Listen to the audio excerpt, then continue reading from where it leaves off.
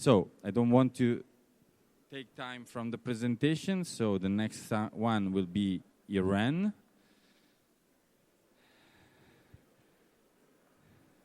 Dr. Sayed Hadi Ahmadironi. Okay. General Directorate of the Ministry of Culture. I'll tell something about the cooperation between Italy and Iran after the presentation. Thank you very much for being here. Thank you so much. I don't know why. So, he introduced me. I'm representing Ministry of Culture, Heritage, Tourism and Handicrafts of Islamic Republic of Iran.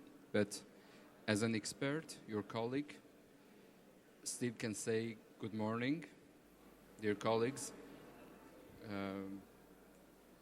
Who changed the slide, please? And if possible, I can do it myself. Okay, thank you. I try to introduce the scale of cultural heritage and what we gathered together today in this short presentation. Please, next. So, in Iran, we have the footprint of human beings since 1,200,000 years ago in 2-3 points of Iran. Actually, there is argue between the archaeologists that it's Neanderthal or Homo sapiens, but the first evidence of being human in Iranian Plateau dates back to 1,200,000 years ago. But since 200,000 years ago, we have some evidence of, let's say, the humankind in the caves. We have at least in 3 caves in Iran. And also, at least from 12,000 years ago, we have small villages in a few parts of Iran, and the oldest cities, which is related to civilization, back to 6,000 years ago, beside the Mesopotamian in Susa, which is now a water society in Iran. And you may know about the Persian Empire, dates back to 2,600 years ago. Next, please. So these are the professional terminology that I'm not expert on it. The Paleolithic evidence to contemporary. So this 6 category is the culture heritage categories in Iran. So mostly back to actually the history, it's the 3 last ones, which is started from the empire era. Next, please. So these are 3 my favorite sites in Iran. The first, Darban Caves, which I told you, the 200,000 years ago, the human beings living in this cave. The second one is one of the first villages in Iran, and the third one is the Choghazambi, one of the World Heritage Sites. It is the ziggurat. Next, please. So again, another village and another palace from empire. Next, please. And this is 2 mosques from Islamic period in Iran, which is 2 of the, let's say, most beautiful mosques in the world. One in Isfahan and the other is in Shiraz. Next. So we have the Middle Age, which a lot of palaces, gardens in the most deserted area of Iran created, and it's one of them in the World Heritage List. And the other one is one of the last heritage created by Iranian, dates back to 50 years ago. It's contemporary heritage. Next, please. So it was a short introduce about the background of cultural heritage in Iran, just to imagine the quantity and quality of heritage in Iran. So in the second chapter, I try to tell you about the heritage administration, conservation, because the scientific conservation needs administration, and administration of conservation of cultural heritage in Iran have this history, please. So we, like the most of the Eastern countries, we have a looting period, which we never been colonized by a country, but we looted a lot. I mean, in field of cultural heritage, actually, we have a looting era, which is the 16th to 18th century by, I will tell you which countries. And then it's changed from looting to selling. I mean, the kings found out the cultural heritage is a good merchant to sell, and they did it for a long time. And after this second era, we received to the conservation era. So in 16th century, looting started by Spanish, by Portuguese, by British, and French. So followed by Russian, British, and later French. And in 19th century, United States and French did some, and the evidence of this looting era you can find in the best museums of the world, from New York Museum to Metropolitan to Louvre to St. Petersburg.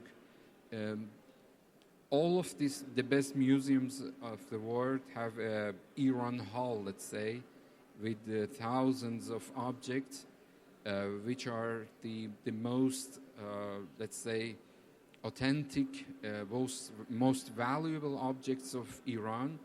And not Iran, most of the countries are not in Iran, in the other museums like Louvre and the others. And in the 20th century, the approach of the Iranian, let's say, administration changed to conservation, and all the contracts with the foreigners in archaeological excavation, in selling objects, forbidden by law. And what we have since the 20th century, it's mostly conservation. Next, please. So these are two painful photos for Iranian, one in Louvre Museum and the other in London Metropolitan Museum. Next. So let's say the conservation. Let's talk about the conservation in Iran. Next. The first law about the conservation of cultural heritage in Iran from 1931, the name of this law is the Protection of Cultural Heritage, which is still, we working with this law, and it's one of the best law we have. In Iran, actually, doing something against cultural heritage is a general crime, and very strictly followed by the state. So the overview of this law says the first nationalizing the cultural heritage says all the cultural heritage in Iran, underground or mostly movable heritage, is belong to all, and nobody can own it. Also, in this law, telling to government to have a list of the inventory of cultural heritage, which it means after this law we have the first national heritage list, and also the administration, the admiration of cultural heritage, prohibition of commercial excavation, and also punishment of crimes against cultural heritage, prohibition of heritage trafficking, conservation, administration start in two fields, in archaeology and conservation. Next, please. If we talk about the chronology of how we administrate the conservation officially in Iran, so first we had the General Director of Conservation of Cultural Heritage in 1931. It was the first official part of government to conserve cultural heritage. And then we had National Museum in 1938, which was the first museum in Iran and still the most important one. And later on, after revolution, we changed this directory to an organization under supervision of president, which was the Cultural Heritage Organization. Then the Tourism Organization, which was another organization, joined to the Cultural Heritage Organization. Later, 2 years later, the Handicraft Organization, and it made a very strong organization in the government of Iran, both in politically and as let's say the power of this organization. And finally, in 2019, it became a ministry, which is the last change in the administration of cultural heritage. Next, please. So, since 1973, it means a few months after the World Heritage Convention, Iran officially joined to this convention, and the first group of properties, including 2 properties, in 1979 inscribed in the World Heritage List. Now in the national list we have 34,000 properties, including the smallest one is the monument and the biggest one is the city, listed in the national list. It's including like half of this 34,000 is archaeological sites, and the other half is mostly architectural heritage.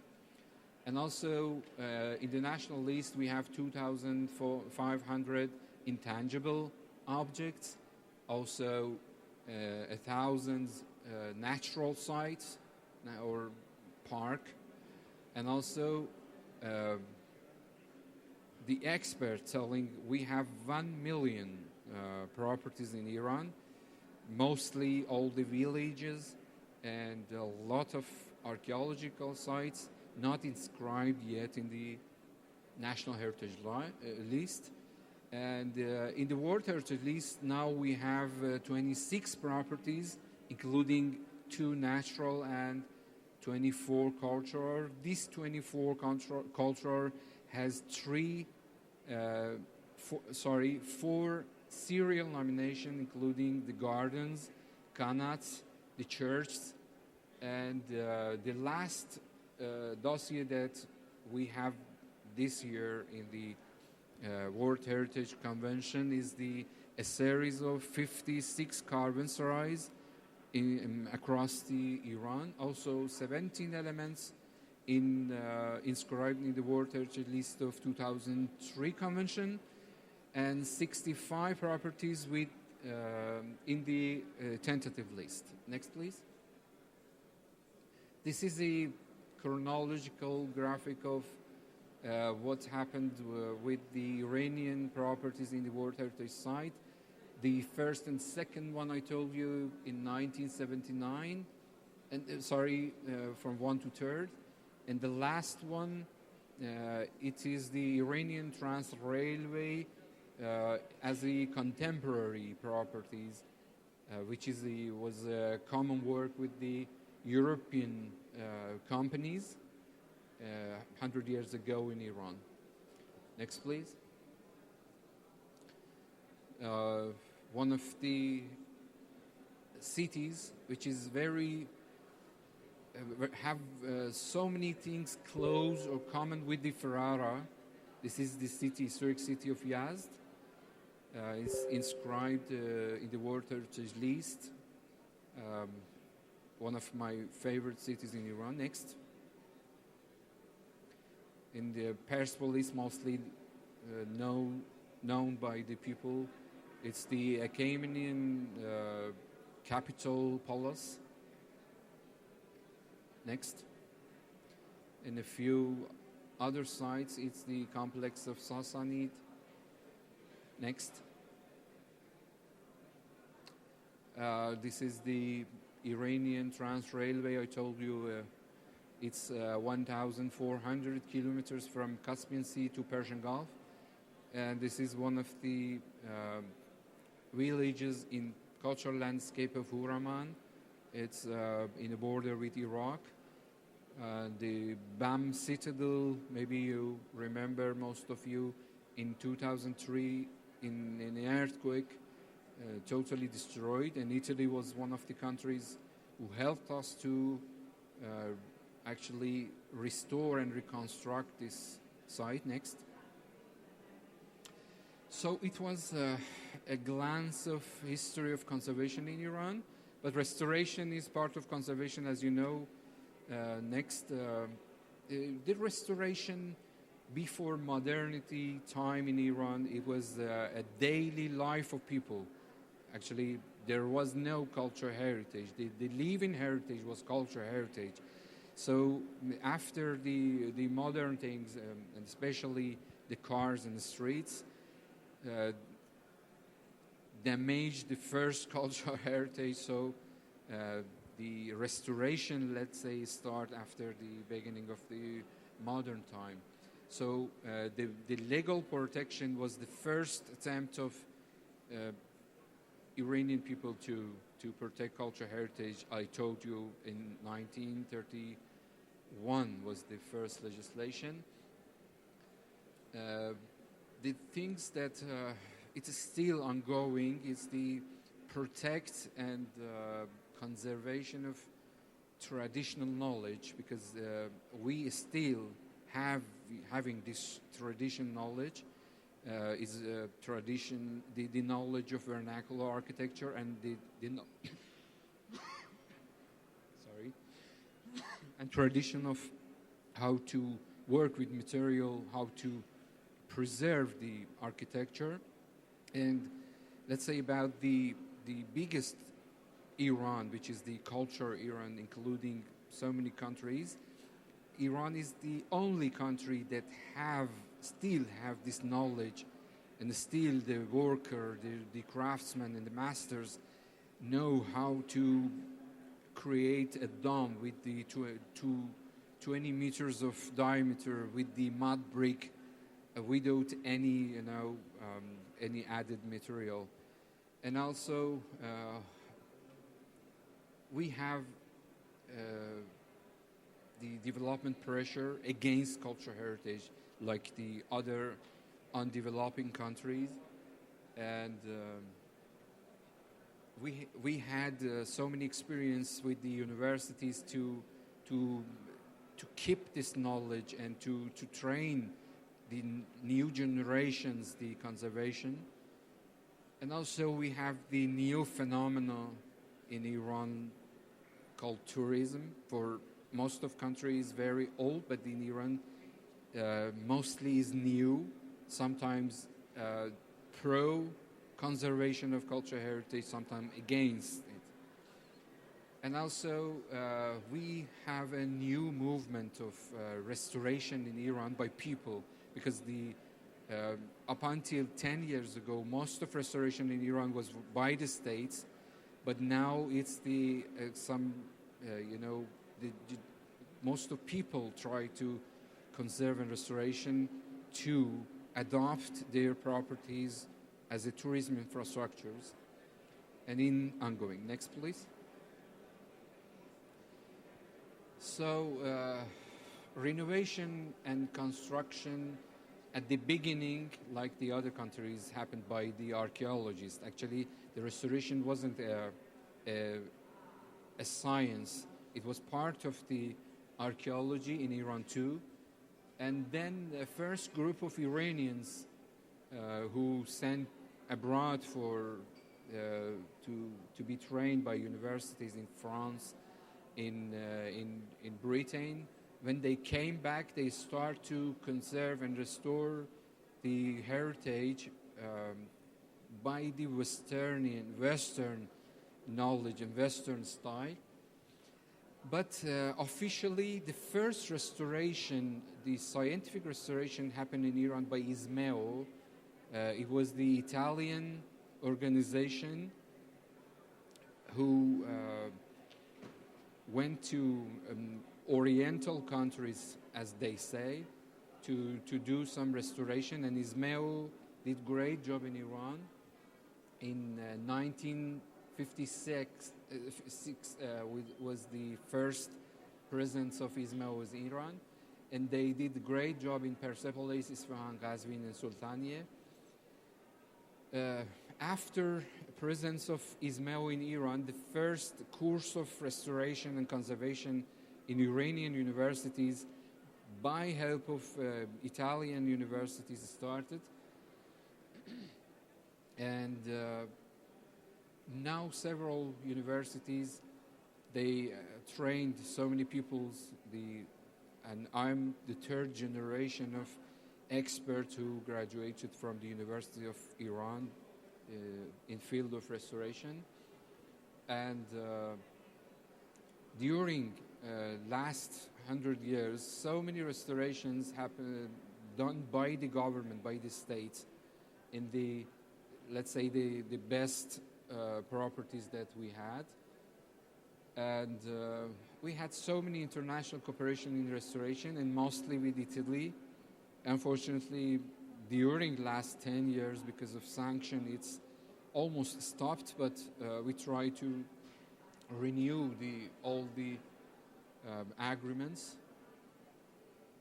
And all this story is just the beginning of restoration in Iran, because, as I told you, restoration in Iran was by government and was by the state, and now it's changed by the and became a people job and people work. Next, please.